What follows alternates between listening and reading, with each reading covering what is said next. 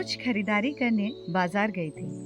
अचानक वहाँ मेरी मुलाकात निम्मी दीदी के साथ हुई। मुझे देखते ही दुकान से निकलकर मुझे जोर से पकड़ते हुए कहा, उम्मीद ही नहीं थी तुमसे मेरी मुलाकात इतने दिनों के बाद यहाँ पर होगी। वो एक समय था जब हम दोनों एक साथ लोकल ट्रेन पर सफ़र किया करते थे। मैंने कहा, हाँ। देखते देखते 2 साल गुजर गए, मुलाकात ही नहीं हो पाती।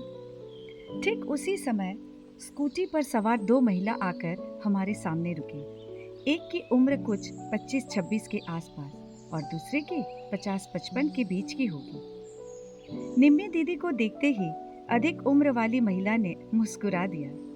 इधर उधर की बातचीत के बाद निम्मी दीदी ने उस महिला से पूछा, आपके साथ ये लड़की कौन है? आपकी बहू है क्या? महिला ने हंसकर जवाब दिया, हाँ, मेरी बहू है। आज कुछ मेहमान आने वाले हैं घर में, तो कुछ मिठाई वगैरह लेने आए हैं। मैं अकेली ही आ रही थी। बहू ने ही कहा, मुझे भी कहीं जाना है, तो आप अकेली क्यों जाएंगी? चलिए, मैं आपको स्कूटी पर छोड़ देती हूँ। कुछ और बातचीत के बाद निम्मी दीदी ने उस महिला से पूछा, बहू नौकरी करती है क्या? हाँ निम्मी, मेरी बहू नौकरी करती है। निम्मी दी ने कहा, अच्छी बात है। आजकल की पढ़ी लिखी लड़कियों को नौकरी करनी भी चाहिए। कितने भी घर का काम आप कर लो, मगर आप कमाते नहीं हो तो शायद आपके उस काम की कोई कीमत नहीं। थोड़ी ही देर बाद उस महिला की बहू मिठाई का डब्बा उसके हाथ में देते हुए कहा, आप फिर ऑटो करके घर चले जाइएगा। मैं अपना काम खत्म कर बहुत जल्दी ही घर वापस आ जाऊंगी। मिठाई का डब्बा हाथ में लेते हुए उस महिला ने अपनी बहू से कहा, तुम भी ध्यान से गाड़ी चलाना। गाड़ी स्टार्ट करते हुए बहू ने अपनी सास से कहा, जी चाची जी, आप चिंता न करें। मैं निम्मी दीदी के पास खड़ी होकर उस महिला से उन लोगों की बातचीत को पूरे ध्यान से सुन रही थी।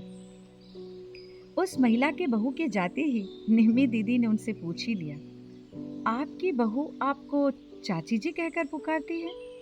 महिला ने मुस्कुराते हुए कहा, हाँ, तनु जब मेरे घर शादी होकर आई, मैंने ही उसे कह दिया था, तुम मुझे चाची जी कहकर ही बुलाओ और तुम्हारे ससुर जी को चाचा जी। निम्मी दीदी आश्चर्य के साथ कहा, क्यों? सास का मतलब तो माँ है ना?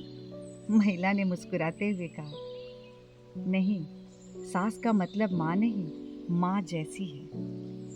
सास को माँ कहकर माँ के नाम की सार्थकता को थोड़ी ही के लिए क्यों कम करना? माँ तो माँ होती है, और वो भी एक। डांट लगाए, फटकार लगाए, गुस्सा करे, माँ तो माँ ही होती है। माँ जो कर सकती है, सास वो शायद नहीं कर सकती। अचानक 25-26 साल के बाद कोई लड़की मेरे घर आकर मुझे माँ कह देने से क्या मैं माँ हो जाती हूँ? नहीं। फिर भी सास को चाची जी कहना सुनने में बड़ा अजीब लग रहा है। सास को माँ कहे, यही तो अच्छा लगता है ना, और हमारा रिवाज भी यही है। अब उस महिला ने निम्मी दीदी को बड़ा ही सुंदर जवाब दिया, सब कुछ इतना आसान नहीं है निम्मी, मेरी भी तो एक बेटी है।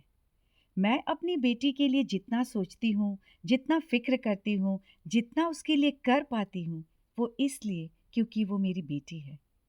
अपना सब कुछ देकर मैं जितना अपनी बेटी के लिए करती हूँ, उतना बहू के लिए करना संभव नहीं है और ना ही हो पाता है। बेटे की पत्नी को बेटी बनाना इतना आसान नहीं है। बहू को बेटी कहकर सबके सामने अपने अधिकार की बढ़ाई करो, ये भी नहीं हो पाता मुझसे। मेरी बहू को भी अच्छे से मालूम है कि मैं उसकी खुद की माँ नहीं और वो भी मेरी खुद की बेटी नहीं है। इतना सुनते ही निम्मी दीदी ने कहा, ऐसा करने से रिश्ता मजबूत बना रहेगा? क्या रिश्ते में लगाव रहेगा? कौन कहता है लगाव नहीं रहेगा? इसके लिए चाहिए समझदारी और दोनों के बीच एक प्यारी सी दोस्ती। बिना कारण के दखल अंदाजी करने से ही रिश्तों में दरार आने की संभावनाएं बढ़ जाती है। मेरी बहू तनु के साथ मैं कभी भी माँ बेटी का रिश्ता नहीं बनाना चाहती। बेटी को दावा करने के लिए मुझे भी समझना होगा मैंने उसके लिए क्या क्या किया है या फिर क्या क्या कर सकती हूँ। बताओ तो, इन सब चीज़ों की क्या ज़रूरत है? क्या सास बहू का मतलब है माँ और बेटी ही बनी रहे? हम दोनों तो छोटे नहीं हैं, हम दोनों ही मैच्योर्ड हैं। मिट्टी जब तक गीली रहे आप उससे कोई भी आकार दे सकते हैं, और मिट्टी जब सूख जाए तो उससे एक ही रिश्ता बन सकता है, और वो है दोस्ती का। तनु और मैं जितना अधिक सास और बहू है, उससे कहीं अधिक हम दोनों अच्छे दोस्त हैं। आपस की समझदारी और दोस्ती की भावना नहीं रहने से माँ कहे या चाची, उस रिश्ते का कोई मोल नहीं है। वो रिश्ता भी ज्यादा दिन नहीं टिकता। अब तक उस महिला की बातों को मैं बड़े ध्यान से सुन रही थी। मैंने सोचा, सही तो है।